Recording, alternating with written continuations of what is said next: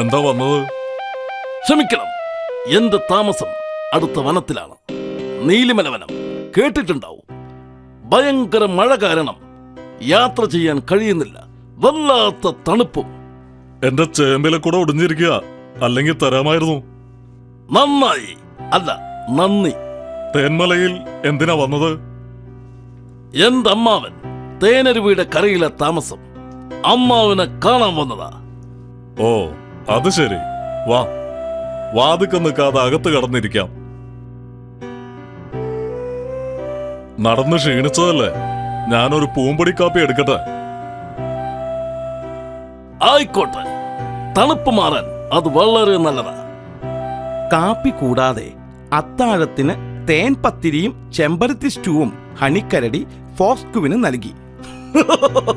എന്താ തേൻ പത്രിയുടെ ഒരു സ്വാദ്! ഇത്ര സൽക്കാരത്തിന് എങ്ങനെ നന്ദി പറയണമെന്ന് എനിക്കറിയില്ല.